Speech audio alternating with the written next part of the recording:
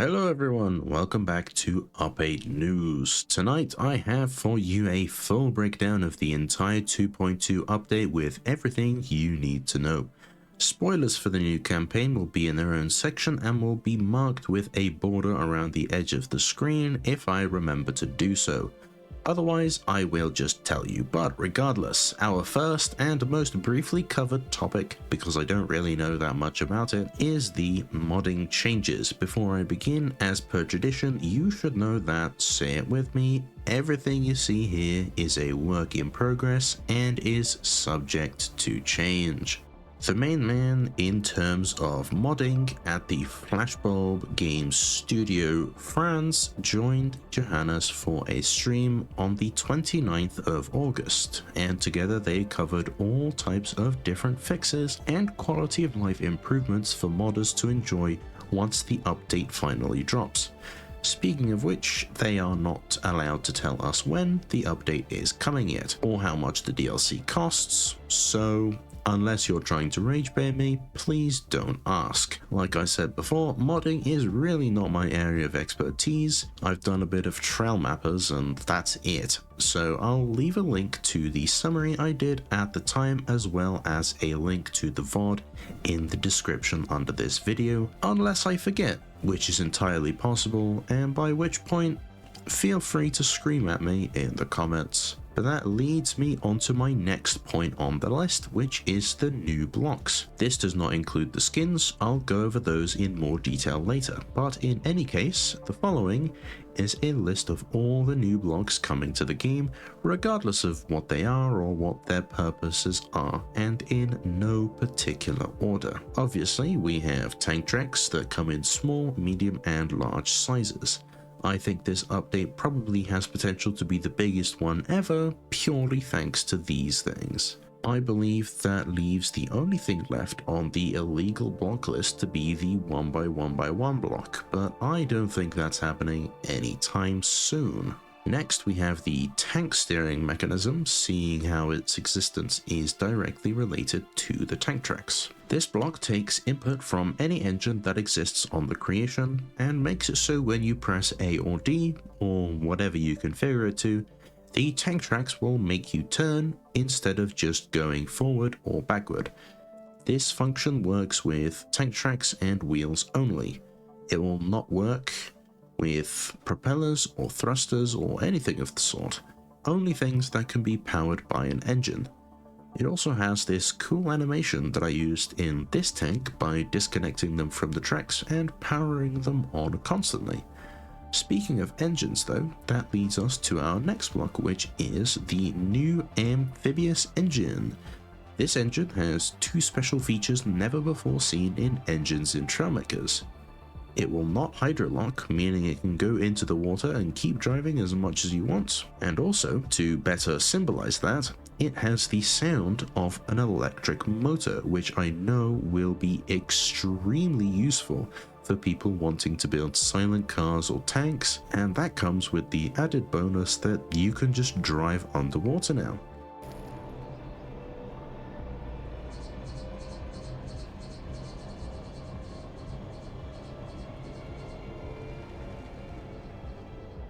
Just remember to add an underwater seat, which reminds me, we have those in this update too. The all-new submarine seat differs from the diving bell in that it is boxier, so therefore has worse aerodynamics, but also has much better connection points, which can be useful for when you're building a submarine. Some testers have said that it works extremely well as a plane seat, and I can definitely see where they're coming from. Do you agree with them? Let me know in the comments. Speaking of seats though, there is a new passenger seat to use to ferry around NPCs in the new campaign, but more on that later. It's very big and boxy, has poor aerodynamics, and feeds into the running gag that passenger seats keep getting bigger with each campaign. On the topic of aerodynamics though, our next blocks are all about aerodynamics and smoothing of shapes and transitions. First, there's the wedge corner and inverted wedge corner, both 2x2x4.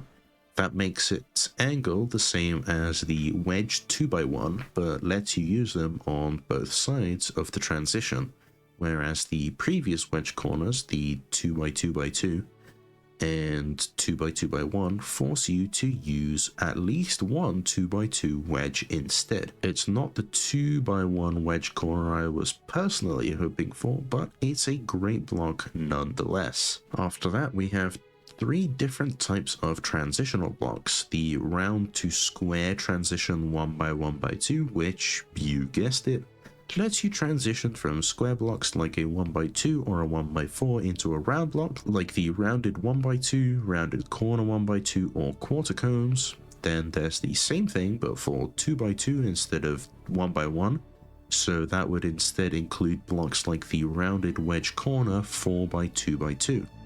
And finally, there's the triple round to square transition 2x2x2, which lets three rounded 2x2 blocks converge to a single corner like this, where before, if I said that, you'd only be able to do something like this.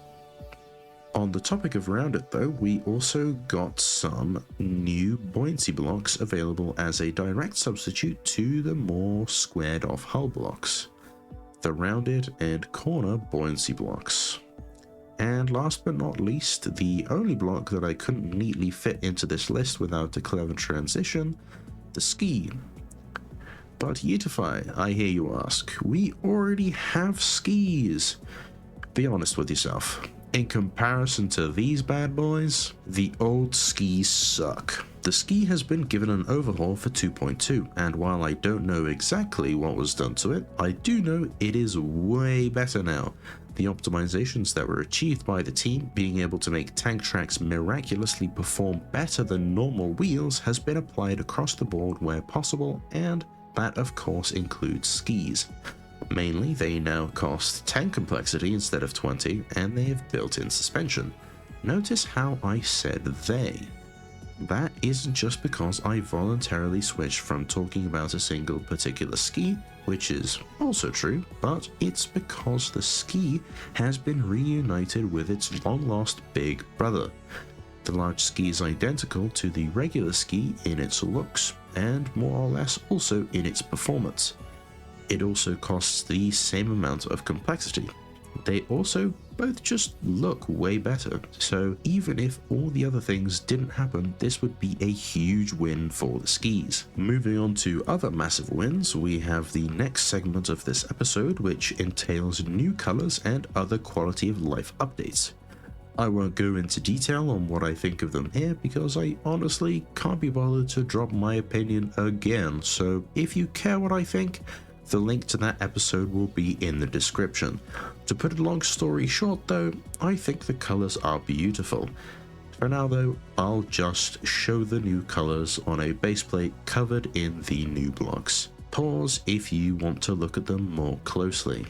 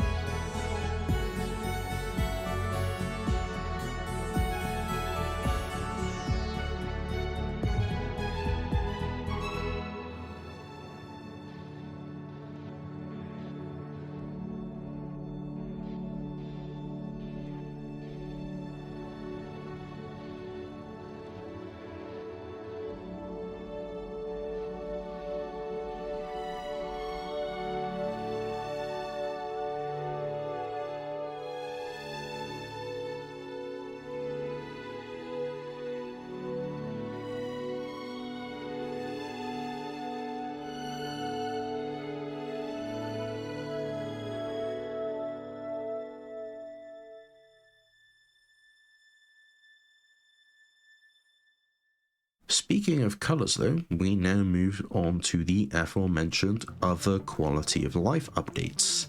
That includes two things, the first being this button.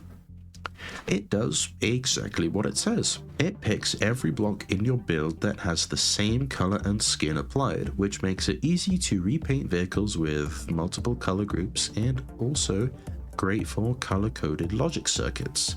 Pretty soon, you'll lift the covers on my builds and it'll look like Minecraft Redstone, which technically in some places it already does, but this will make it even better of an idea to do so. The second update is a continuation of 2.0's attempt to move the build menu to the left and thus making it more future-proof. Now with all these new colors and such a multitude of the already existing skins, it's more jam-packed in the paint menu than ever, so it makes sense that as part of this update, it joins the build menu on the left of the screen. But not only that, the configuration menu also now finds itself on the left as well. These two menus are by far the most crowded as of late, so I believe that is a much needed change. It's only a matter of time before the decals also follow suit and we leave behind the menu on the bottom for good, so if you like it, enjoy it while you can. Correction! I was very wrong. The decals are already here. I didn't know. So sorry for that bit of misinformation, guys. This segment is about the new map and campaign, so editing Eatify, you better remember to show people where to skip to if they don't want to be spoiled. But to those of you still here, welcome to Hoth, a harsh, icy moon home to the native waddles and their oppressors, the Botneck. The war effort has lasted a long time and the resistance is spread thin. Your job is to make do with the dwindling resources and liberate this planet from clanker occupation by eliminating the mastermind behind all Botneck operations in this sector of the galaxy, a sentient AI that goes by the name Overlord. He harvests energy directly from the planet and its atmosphere using constructs known as overtowers, which are thus also the source of his power. Destroying them will weaken him enough to invade, attack, and ultimately destroy. And to those of you who watch that dev diary, you'll know that Taskbody offed himself to call for you for help. So you better make this work, or else his sacrifice will be for nothing, you'll die, and leave the entire galaxy to the mercy of the yellow tinskins. Do you want to let that happen? Let your actions speak louder than words when you take on the Frozen Tracks campaign. Speaking of which though, that comes obviously with a new map. Whoa, shocker, I know. Though this map is a fruit of two primary breakthroughs in Trailmakers development. Tank tracks, which we've covered, and also terrain deformation, which obviously I don't know the technical bits, but it looks really cool. Check this out.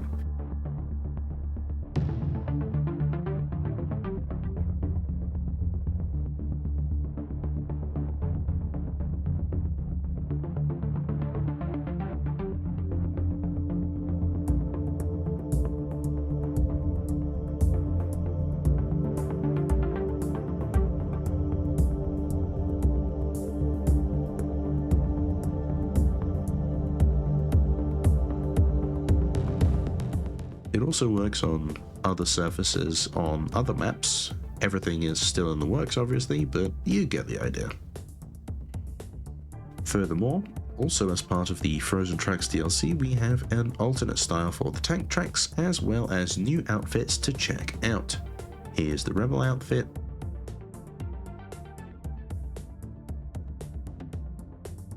the Explorer,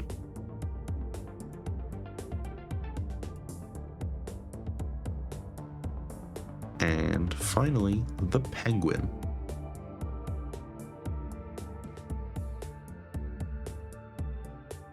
Here are the same vehicles, each with the original and paid variants of the tracks in order by how large they are, starting from the smallest.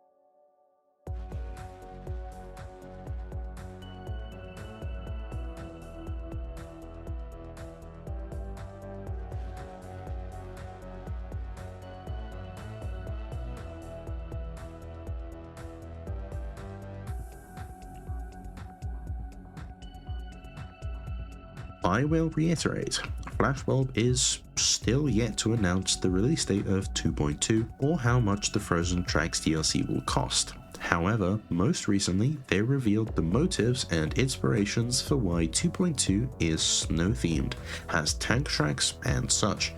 Here's what game director Lasse had to say that day on stream. Welcome back to the office. We are here for the last real dev diary of the 2.2 update cycle. There are a couple more streams left, but they are not so much focused on revealing new stuff more than they are focused on showing you guys just more of what you've already seen. But today we are talking about why Frozen Tracks, which is I think is what I named the stream. And there's no better person to have with me for that than Lasse, because Lasse is involved in pretty much every single major decision that happens in an update. So why Frozen Tracks? Well, short answer. We needed snow in Trailmakers. Yeah, there was just the missing element. We had a small snow island on this the Danger Zone map, but it's just not good enough. And it was a long dream for us to make snow in Trailmakers, and finally we had the time to do it. Yeah. So because of the snow, and it's actually a very good example of this is that when we launched the High Seas map, we actually had an area with a bit of snow, some snowflakes and some underwater ice caves. And when we launched it, the entire thing had no texture. We just didn't notice because it was lost. Because it was white. So for the first few months, it had nothing on it, and nobody noticed because it was supposed to be white. And it was like only when we took a closer look, we could see that the texture was missing. So it's true what you're saying. It is kind of beautiful in its own lack of detail. Yeah. You can maybe talk a little bit about underwater. You just mentioned it in High Seas, and now we're going a little back to underwater. Yes, we always loved the underwater, and I think it's a fascinating place to be also in Trailmakers. It's also difficult because like traversing underwater it means building a submarine, and personally I think building submarines is even harder than building planes. So that's pretty tough. But that's also why we introduced underwater driving, so you can actually complete at least part of the underwater experience by just driving around in the underwater vehicles. And we introduced the underwater amphibious engine that can go both under and over water. And it's just it is also to contrast what you just said with driving around in the snow. Sometimes you need something else, and that's why we decided on doing some more underwater experience here. I love this reference image. It has Sasha written all over it. It does. and also I think the combat underwater is like something we there was not enough time to put that into Pioneer, so now is the chance to add some underwater combat. No, but about what you said, underwater combat, because we have some new stuff here as well. I'm just going to go right to the bottlenecks here, because there were some new bottlenecks this time around, because we had to have underwater combat. So we had to. I don't think all of these designs made it in. I know these guys are there. Yeah. The jellyfish botnecks. Yes, they're the ones that are in there in different sizes and difficulty level. The botfish, we struggle a bit with that. It turned out not to be as fun in the version we managed to do, but it was a really cool idea. Yeah, the design of it is amazing. It is. It's like an anglerfish, right? Yeah. And then there's some more Sasha. Ow. Pew pew. Pew pew. 2.0, yeah. And there are some more sketches here. I think most of these are concepts that didn't necessarily make it in. Yeah, you can see this is actually the Overlord first concept. This one, yeah. So that's like a third of a Mega Drill. Yeah, sliced in pieces. Just removed some pieces and called it a day. Thankfully, the Overlord's final design became a little bit more ominous than a cylinder. Yeah. That's good. Then we have friends as well. Oops. Clicked one too many times there. Oh, Pinguinis. Pinguinis. This is not even though it says so with the red line, it's actually not a typo, because they were originally called Pinguinis, right? Yeah. They went through, I think you have more images, they went through a lot of different designs as well. And the inspiration was the, what do they call the Star Wars teddy bears? Ewoks. So the resistance that is cute and cuddly but still packs a punch. They kind of, that was what we were looking at when we designed these. So they needed to be fun and cuddly but also have a feisty side. We tried to find a little bit the middle ground between turbos and rockets, right? Yeah. We did turbos so that were just way too cute and dumb in a way, and then rockets that were very capable but not very cute and relatable. No. And now we had to find like a middle ground of, okay, it needs to be a creature that can stand on its own business, but still is like a guy you want to hang out with. Okay, and then we have some more concepts here that they went through a few. This is cool. Also a little scary looking. Very scary. Yeah. No eyes either. That doesn't help the scary part. Here we have maybe the example of way too cute. Yeah. Like Disney, Pixar cute, right? And these ones are probably most similar to the ones we have now. Yeah. That are just regular penguins. Yeah. Yes, exactly. This one's too realistic. That would also be weird. Yeah. Genuines. What does it say? Genuine penguins? It's been a dream for years to have soft surfaces that we can actually make trails in. The whole idea of Trailmakers is to make as many trails as you can, right? Yes. So this is a huge update, and it's going to transform the game. It's also going to make a lot more things possible in the future. Stuff like mud and sand and all those things now have resistance, and you can actually design things that need to go through those things, and they will be implemented on the other maps, and we'll make new maps in the future that take advantage of this. Yeah. So that's a huge thing, and it's been a dream for a long time. And our biggest issue was actually how we would synchronize the surfaces with with servers. And that was solved for this update, and so it's a big step forward for Trailmakers. And then I just thought this was fun to include. I think this was the first time I saw the tank track. They look like this. Yes, exactly. Which was also, just like the snow terrain, this was also a big challenge to overcome. Yeah. Also, the whole, I mean, Trailmakers is a block-based game, so we had to stick to the block idea, even though a thing like tank tracks is just so obviously something you want to like build out of things. But it's many things in one thing. It is, but it's also a place where if you want to actually make something and not kill your PC, we had to say it has to be a block. That the entire track is a block. Yeah. And it also goes way better in line with the whole philosophy of the game as a block builder. Reaper sadly brings up a really good point. Will the entire map be decorated for Christmas? I feel like now that the entire map. The entire Hoth. I feel like now that it's out there, it's. No, the Hoth will not be decorated for Christmas, but we will give the little snow island in Danger Zone a brush over and make sure that it has the new snow. Yes. And the soft terrain. Yes. While you guys think of some more great questions, we have one more fun thing that you found before we started. A really fun anecdote, actually. We have here a screenshot from a 7-8-year-old Scrapman video. It was posted on February 6, 2018. So it was one of his first ever Trailmakers videos. And you can see here in the video, there's a sign that says we are just getting started with the snow terrain. Was this foreshadowing? It was true, right? Yeah. We were just getting started, and it took a lot longer to get to the snow than I had ever expected. But here we are. 8 years later. This is the original image. Yeah, the texture, yeah. So we wanted to do snow, and it was part of the ambition from the beginning. This was something that was obvious that needed to be in Trailmakers, but it was also a huge hurdle. Because adding it, we tried a few times with a bit of patches of snow here and there, as we also spoke about earlier. But it just didn't feel right to not do it properly. So finally, we had the time to give it the full attention it needed. Oh, Yidify even points out the image even has the big skis. Yeah, those are exactly the big skis. Those are actually Sasha did this image. Yeah. She's psychic. Have you shown the completion? No, that's right. There's one more block for beating the campaign. Yeah. I actually haven't shown. I haven't seen that. I don't even know what that looks like. Every passing day brings us ever closer to the release of 2.2, which apparently has been pushed back because my initial prediction way back at the end of August was for 3 days ago. However, I personally am more than happy to let them cook on by far my favorite map to date just a little bit longer. Let me know in the comments what your favorite part of this update is so far, and whilst you're down there, if you enjoyed today's video, consider leaving a like to boost it to new people just like yourself, and if you want to see more, hit the subscribe button so you don't miss my future uploads. I'm your host Yidify, and until they give us the price and release date, this has been the final 2.2 update news. This week we covered everything. I'll catch you all again in the next one, but until then, a goodbye.